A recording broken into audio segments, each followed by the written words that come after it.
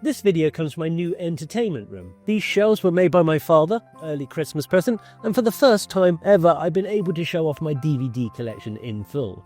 About 2,000 discs the last time I counted. But I've printed out some conversation starters from a website, and I thought we'd use this opportunity to look at the collection a little closer. What is your favourite movie of all time?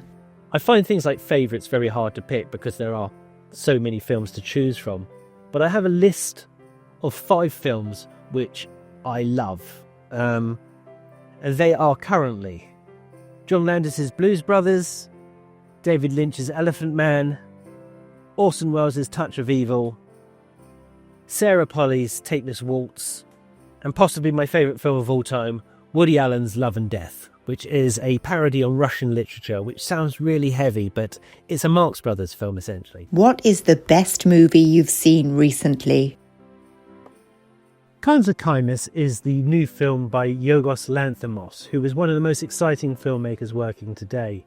But it's 3 stories, all played by the same actors, and the third story, which is about a religious cult, I think could have held an entire movie in itself. But I really love the way that he makes films, and he's quite a unique voice out at the moment. What movie never fails to make you happy? Without doubt, Rocky Horror Picture Show never fails. What is the best movie soundtrack you have ever heard? Baby Driver. Every track's a banger. Is there a specific film that everyone loves but you can't stand? Yeah, it's called Thor Ragnarok. I don't have a copy of it. I did pick up a copy from Oxfam, and it has been returned there. A friend of mine said something very interesting, and I'm inclined to agree with it. We were talking about the Guardians of the Galaxy films, and I quite like those. But he said that James Gunn has a love for the source material, where Taika Waititi seems to have a contempt for it. And that really resonated with me, and I think that's sort of part of the reason why I don't like it. It seems to be like a spoof. It's like Mel Brooks has made a spoof of Thor, but it's come after, but it's the third Thor film. I hate it like no other film. I really detest absolutely everything about it, and some people love it. I'm told that the fourth one, I think it's Love and Thunder is what it's called. I'm told that that's worse, and I cannot fathom a film being worse than that. I like nothing about it. So, yeah. But it's got its fans. Do you prefer going to the cinema or watching movies at home? At this current time, I would probably say watching at home. I love going to the cinema and try to go at least once a month, but it seems to be playing for just one demographic these days, which is people who like explosions and spectacle, which I like, but that's not the only thing I like. How do you feel about film adaptations of books? For me, Trainspotting is a great example of an adaptation done well. They've taken the original text and broken it down and then reformed it in something which is true to the tone, but not to the form. It's when they try and make things too close to the original text and cram everything in, particularly when they're adapting a play, that it doesn't work. You end up really stage-bound and talky. Have you ever seen a movie that made you laugh out loud? Buster Keaton's The General is every bit as funny now as it was when it was first made 100 years ago. Do you like watching movies in 3D? Honestly, no. I hate wearing glasses over my glasses, and over a prolonged period of time, 3D tends to give me a headache. It feels like a circus novelty. They've tried it several times, and it's never really taken off. And again, this time, I think it's died. What was the last movie that you watched at the cinema? Megalopolis is the last film I saw in the theatre, and I made a video about it. And the theatre saw it and gave me one of the posters. Wish I had somewhere to hang it. Have you ever seen a movie so bad it was good?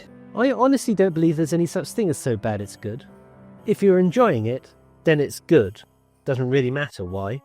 But Jupiter Ascending is a film which gets trashed, which I really find quite fun. The problem with it is all the adverts were like, from the directors of The Matrix.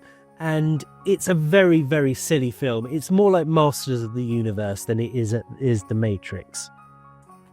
But that's one I could watch over and over.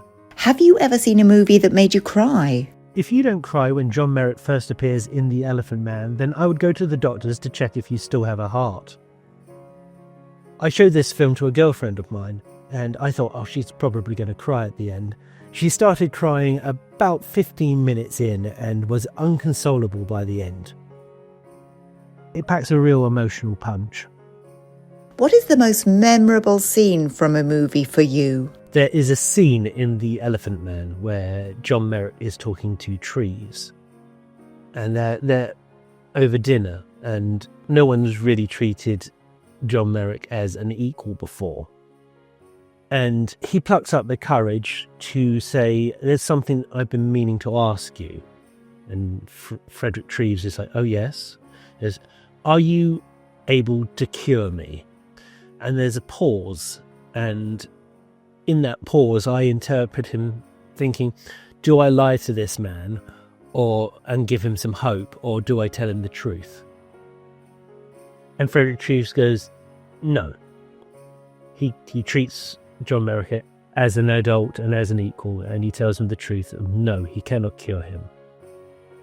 And John Merritt has to take a moment, and then says, no, I thought not. And you can feel a hope be squashed at that moment. But both men are putting a brave face on it. It's like what is a very short interaction. It's like that sums up sort of British emotions to me. It's putting a brave face on it, which is so surprising because it was written and directed by an American, David Lynch. But that's a scene that has stayed with me for years. I saw that film for the first time when I was about 12. And yeah, it stayed with me ever since. Can you think of an example when a movie sequel was better than the first film? Star Trek II, The Wrath of Khan. Star Trek the motion picture is incredibly boring, but Wrath of Khan is exciting, and it's got a fantastic performance by Ricardo Montalban. What is your favourite movie series or film franchise? I tend to prefer standalone films rather than franchises, but the Planet of the Apes films are fantastic. This is the first 5 of them, of which 3 of them are really amazing. The first one, the third one, and the 5th one. But also the newer ones, Rise of the Planet of the Apes and the ones that followed it. Even Kingdom of the Planet of the Apes is a very good film. The only one that lets the side down is the Tim Burton remake, which I only include here for the sake of completion. What are some great movies to watch with friends? May I recommend Troma? This is Toxic Avenger 1 and 4. You don't need to see 2 and 3, they're not very good. But Troma is a great thing to watch with friends, or particularly my friends, because it's fun to laugh along or at, depending on your friend's mood. But they have to have a stomach for the violent. Do you like watching films with lots of special effects or films that rely more on the story? Even special effects films need story. The only film I can think which is basically all special effects and no narrative at all is Polar Express, which is pretty but really not very good. Are there any movies that scared you so much that you had to turn them off early? There is a film called Saulo, directed by Pier Pablo Pasolini. It's based on a book by the Marquis de Sade. And I first saw the film when I was about 19. I'd rented a VHS from my local library back when libraries used to do that. And I'd heard it was extreme, and that's why I wanted to see it. And I remember putting it on, and I watched it for about 20 minutes. And although I wouldn't say it scared me, but it unnerved me a lot. It was sick. It's basically a group of young men and women being tortured and humiliated. And after 20 minutes of it, I went, right, I can't take this. I don't want to sit through this. And the thing is, because I stopped it before I saw the end, it lived in my mind for 20 years after that. Just thinking, oh, do you remember that film? Do you remember that? And occasionally it would come back to me just like, I wonder what happened. And because it didn't conclude, I was always going, I wonder what happened in the end of that. And then one day I saw that it was a BFI release. And I said to myself, I need to know how that finished. I need to know. So I bought it, and it's got a lot of wonderful extras on it.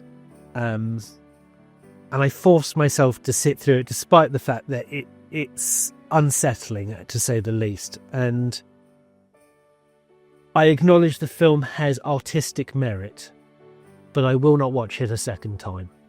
What do you think makes a great villain in a movie? If you were to ask that character to recount the events of the film from their own point of view, they would seem like the hero. What makes a bad villain is someone who's only motivated by evil. Are there any movie characters that you identify with? Alan, in Play It Again Sam, is a bespectacled man who's obsessed with movies and terrible with women. It's essentially my biography. What has been your favourite movie-going experience? I used to go to the Edinburgh Festival every year. I've not been so much since COVID, but before then I used to go every year. On one year, The Illusionist came out, which is an animated film by the same director who did The Triplets of Belleville. And it's set in Edinburgh. And I went to see it in a lovely little cinema called The Cameo. And there's a scene in the film where the Jacques Tati character runs into a cinema, and it was the cinema that I was in. And in the film, he runs into the cinema, and on the screen of the cinema is a Jacques Tati film. So I was in the cinema watching an animated Jacques Tati in the same cinema, watching a Jacques Tati film on the screen. Yeah, that was good. What is the most underrated movie you've watched? I mentioned this in a recent video, but Belladonna of Sadness. It's a Japanese animation, somewhere between Faust and Mask of the Red Death. But it's all done in stills. There's a little bit of animation, but it's largely still images. And it's hypnotic, and the music is so good. Belladonna of Sadness. What do you think makes a great movie? Well, if we knew that, then all films would be great. And I just don't think that's an achievable goal. So, you like what you like. Art is subjective. Would you rather watch a movie with friends or alone? Honestly, it depends on the friends. Who is your favourite actor or actress? I really like the film Blue Valentine, which is a heart-wrenching drama. Same with Manchester by the Sea. They both star Michelle Williams, who currently can do no wrong. Even in some quite bad films, she is always excellent. Do you like watching foreign films? I am hard of hearing, so all films are subtitled. So it really doesn't matter to me what language they're in. But yeah, look, just taking a shelf at random, I've got Irreversible there. And Hour of the Wolf is Ingmar Bergman, so that's Swedish. Realm of the Senses, that's Japanese. Werner Herzog Collection, that's mostly German language. Yeah, loads. I don't really think about what language they're in. Do you like watching movies based on true stories? Well, like anything, there are good examples and bad examples.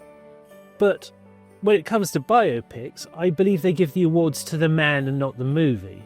So there are fairly middle-of-the-road films about important people which get awards, while things like People vs. Larry Flint, which is an excellent film about a shit, don't get any awards. What is your favourite movie genre? According to the app that's on my phone, I've got more comedies than anything else. If there was a genre I don't like, then maybe sports films, but there are good ones. I remember the Burt Reynolds version of The Longest Yard being pretty good, but I have no taste for sport. But then I guess that's a good measure of a film. If you can show it to someone who doesn't like the sport and they're still interested, then it narratively works. Would you rather watch a classic film or a modern one? When I'm picking a movie to watch, I never think, is it colour or black and white, what language it's in, when it's made, what its certificate is. I've got all sorts. I've got Passion of Joan of Arc there. I've got, I don't know, Paddington. I've got such a wild range. I just love movies. It doesn't really bother me when or where it was made. Have you ever seen a movie so good it made you want to watch it again immediately after it ended? When I first saw Touch of Evil, it knocked me for 6. I had no idea whose side I was on when it ended, so I had to rewatch it immediately. What do you think of remakes of classic films? Ocean's 11 and Dirty Rotten Scoundrels, which was based on Bedtime Story, are both films which have surpassed their originals, but they were both based on films which aren't very good. The trouble is they keep remaking classics, and you can't beat a classic. Have you ever seen a movie adaptation of a book that was better than the actual book itself? Yes. The Wizard of Oz.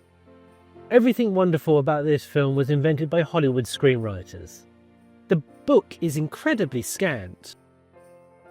So that is a little closer look at my collection. And look at this, it's the first DVD I ever bought. I didn't even have a DVD player at the time, I was just drawn in by the lenticular sleeve. If you've enjoyed this video, then please comment below, share it with friends, even subscribe because I've got more stuff coming out in the new year. I'm Scott Kingsnorth and I'm making a movie.